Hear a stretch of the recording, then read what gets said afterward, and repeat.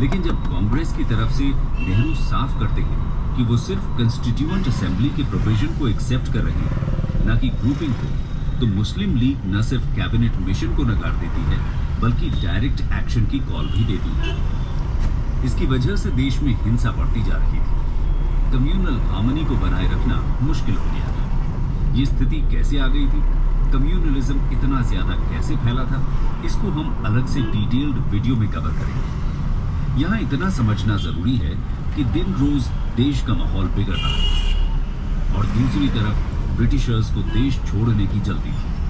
वो किसी भी तरह पावर ट्रांसफर करके यहाँ से जाना चाहते थे। उनका अब कोई भी इंटरेस्ट नहीं था देश के कम्युनल माहौल को सुलझाने का, इसलिए उनकी तरफ से कोई ज्यादा कोशिश भी नहीं की जा रही थी स्थिति को संभालने की। ऐसी स्थिति में ये साफ हो जाता है कि अगर देश को सिविल वॉर की सिचुएशन से बचाना है तो आजादी के साथ पार्टीशन भी एक्सेप्ट करना पड़ेगा। इसको लेकर क्या प्लान्स रखे जाते हैं उनको समझ लेते हैं। Mountbatten plan. दोस्तों, अप्रैल 1947 में कांग्रेस प्रेसिडेंट कृपलानी वाइसरॉय से कहते हैं कि बैटल की अपेक्षा हम उन्हें पाकिस्तान देने के लिए तैयार हैं। शर्त बस ये है कि आप बंगाल और पंजाब का विभाजन। अरे भाई एकदम बकचोद। माउंटबैटन भी तुरंत डिसीजंस लेने के लिए तैयार थे।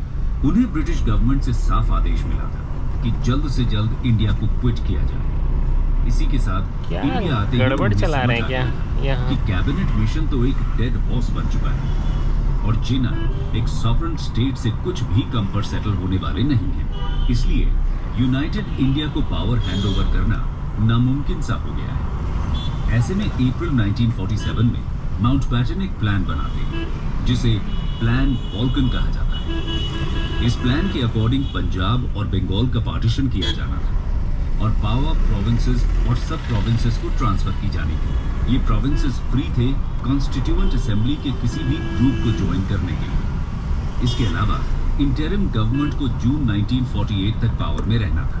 स्ट्रॉन्ग सेंटर की एब्सेंस में प्रोविंसेस को पावर दे देना इंडिया में बाल्कनाइजेशन को जन्म दे सकता था।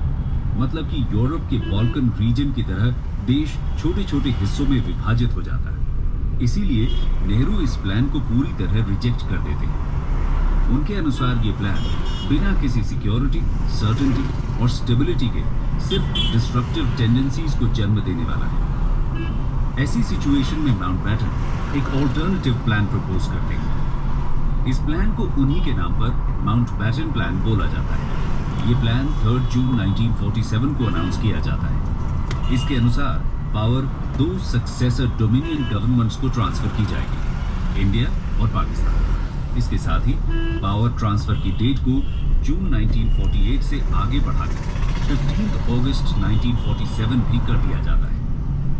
प्लान में पंजाब और बंगाल का पार्टीशन प्रपोज किया जाता है। हिंदू मेजॉरिटी प्रोविंसेस जो पहले ही एग्जिस्टिंग कंस्टिट्यूएंट असेंबली को एक्सेप्ट कर चुकी, उन्हें कोई भी चॉइस नहीं दी जाती। वहीं मुस्लिम मेजॉरिटी प्रोविंसेस यानी कि Bengal, Punjab, Sindh, North West Frontier Province और बलूचिस्तान को डिसाइड करना था कि वो एग्जिस्टिंग कंस्टिट्यूएंट असेंबली को ज्वाइन करेंगे या फिर पाकिस्तान के लिए बनने वाली अलग और नई असेंबली। ये डिसीजन प्रोविंशियल असेंबलीज को लेना था।